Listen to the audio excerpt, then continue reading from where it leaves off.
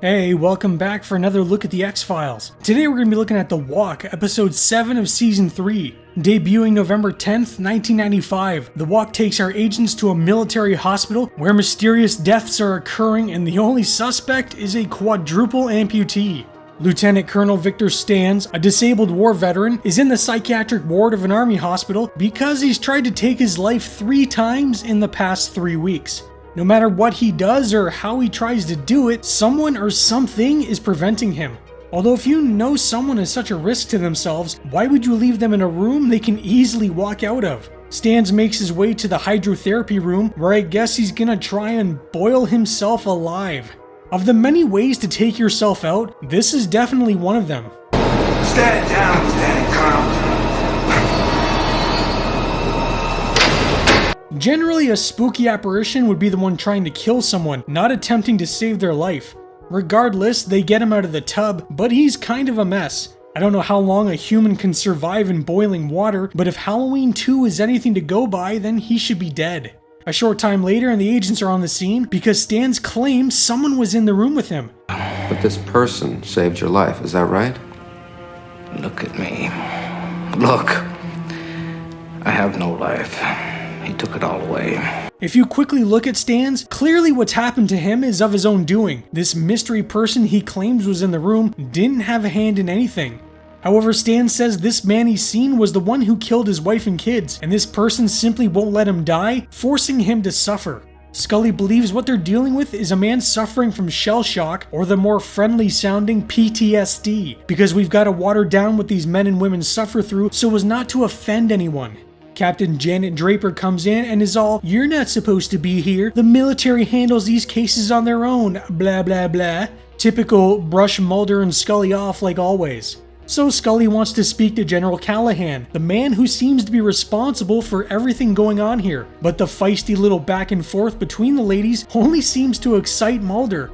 Why is James Rolfe acting all sketchy with the mail? There's a support group being held for veterans that have lost limbs or suffered various debilitating injuries, and while that's all good and well, Leonard Rappo Trimble seems to take offense to the whole thing. He questions why everyone acts like they're normal when in his mind, they aren't. I can definitely understand his frustrations. I mean, he has no limbs. He served for a bunch of politicians and wealthy billionaires in a war for what? Money? Oil? And what the hell did he get out of it exactly? I don't know if you've had a look in the mirror lately, my friend, but you are missing a leg. I don't have any. I will say the effects they use to hide the fact that the actor is not an amputee are pretty well done and fairly simple. After disrupting the group, Rappo gets taken out by his buddy Roach, who also seems to be a bit on edge. Maybe it has something to do with the 2 FBI agents investigating the case. Mulder and Scully meet with General Callahan, but why is his flag so bright? Just like the captain, the general here is a little pissed because the FBI are there, and he's gonna report them for their misconduct. Well, until Scully brings up Stan's family that was burned alive, and another soldier under his command whose family was also burned alive. So just what exactly is going on here, General? Look, I make no excuses for the sadness of these men's lives.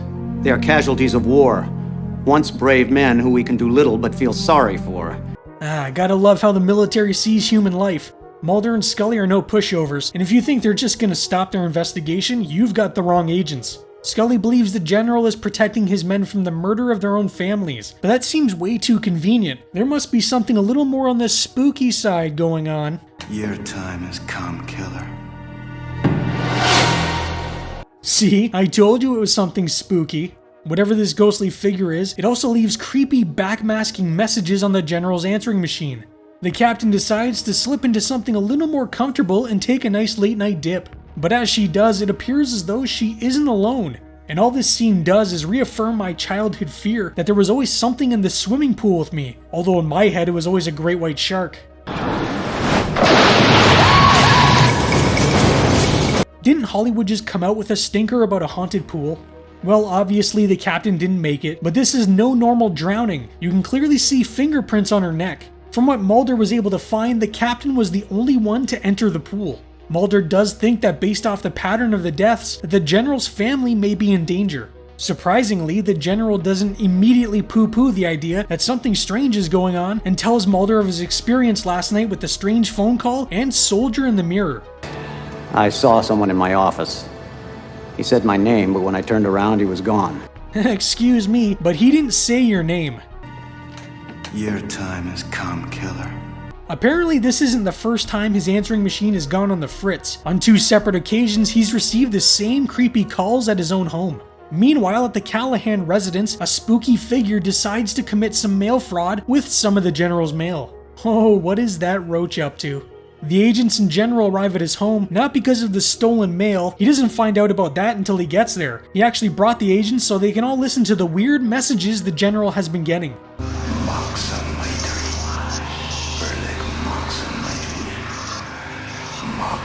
Whatever the message is, it sounds like they're trying to raise the dead.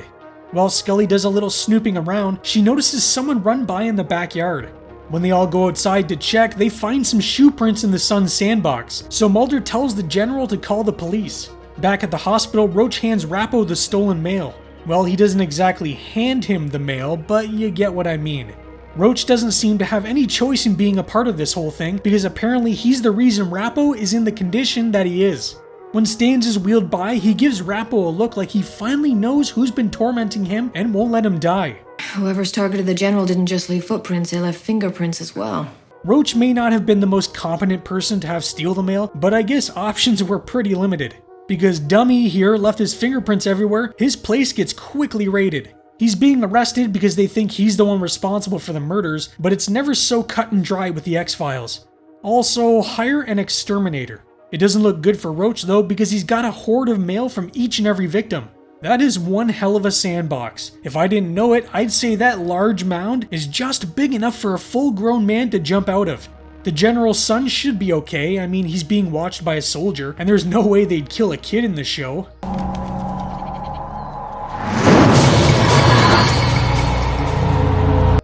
Jesus fucking Christ, they are not messing around. The agents interrogate Roach over the General's son's death, but how the hell should he know?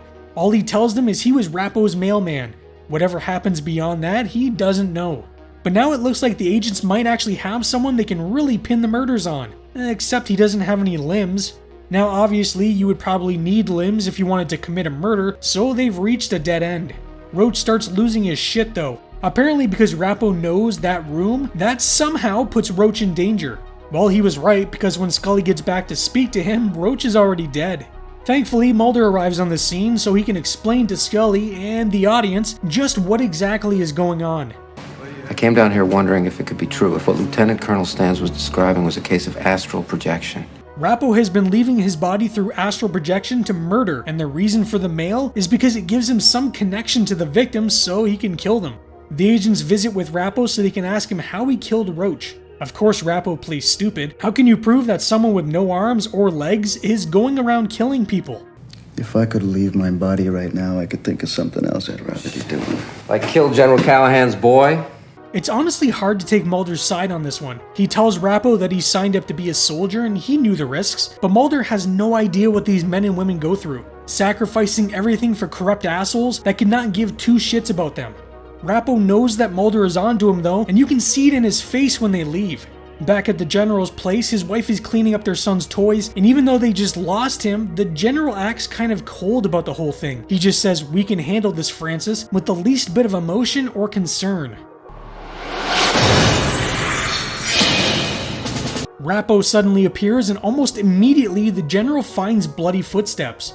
Unfortunately for the General, they lead right back to his wife. With nothing left to lose, the General grabs his gun and heads back to the hospital.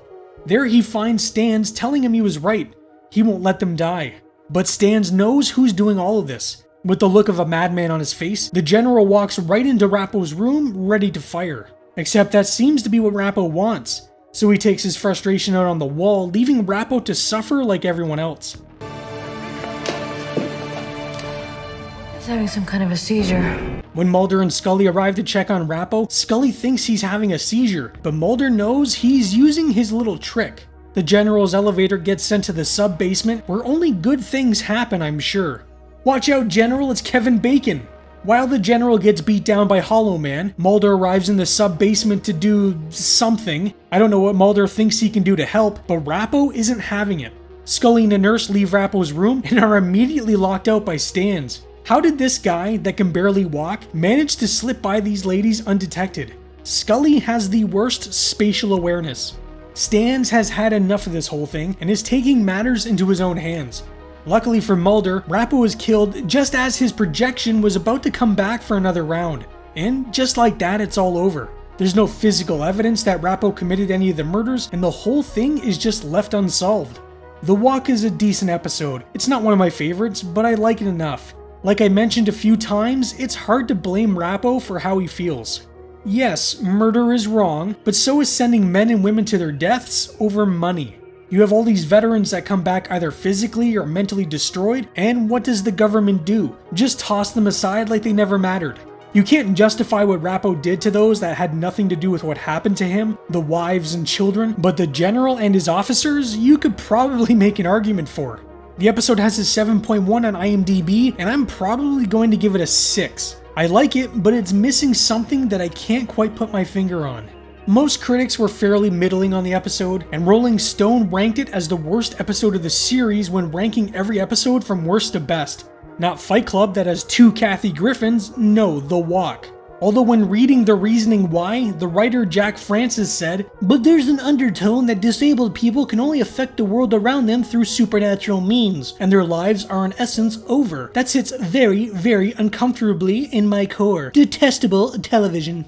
So we basically have a case of Rolling Stone being as irrelevant as always, hiring writers that live online their whole lives and are offended by everything. At no point was the episode making fun of disabled people or painting them in a light where they can't affect anything around them unless they have some supernatural power. You literally had a scene where a bunch of disabled vets were dealing with the disabilities that were given to them and trying to go about it the most positive way possible. It was only one guy that was acting like a miserable prick and like his life was over. The rest were trying to be positive about the whole thing. So I would suggest Mr. Francis leave his computer from time to time and touch grass. The episode was written by John Sheban, and this was the first episode that he would write for the show. He was a staff writer at the beginning of season 3, but this would be his first real credit. When writing the episode, he was inspired by the 1950 film The Men, a movie about a war vet who has to come to terms with the fact that he can no longer walk. John took this concept and combined it with astral projection, a concept where the consciousness can separate from the physical body and travel through various astral planes.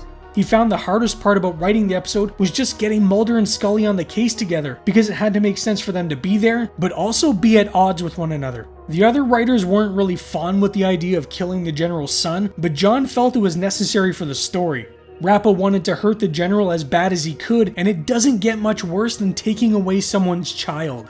This episode was a little heavier than others when it came to digital effects. While actress Nancy Sorrell, who played the captain, was simply yanked down into the pool with a cable, the special effects team had to go in and add the digital water that came over her. Another effect was when the general's son was killed. They buried his stuntman in the sand, and when he was given his cue, he leapt out. The special effects artist would go back in post and remove this stuntman, but still retain some of the shape of a human. The ending sequence had the most effects work of the entire episode.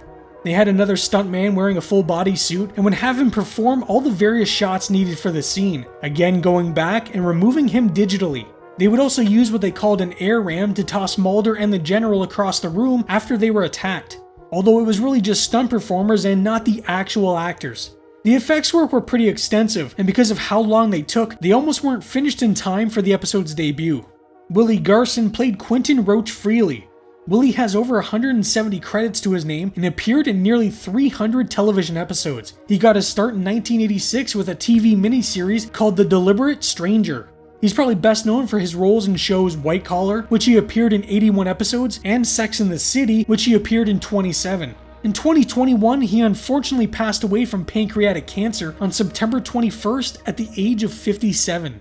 Thomas Kopachi played General Thomas Callahan. Thomas is an American actor, getting his start in the 1983 film Without a Trace. He would be one of only a handful of actors to have multiple roles on various Star Trek shows and movies, with 7 appearances overall. Of the 130 plus credits to his name, he will most likely be best remembered for his role on The West Wing as Bob Slattery. Canadian actor Ian Tracy would play the role of Leonard Rappo Trimble. He got his start in the 1976 film The Keeper alongside legend Christopher Lee. A few years later, he would star in the show Huckleberry Finn and His Friends as Huckleberry Finn. Ian is most likely best known for his role in the hit Canadian series Da Vinci's Inquest as Detective Mick Leary.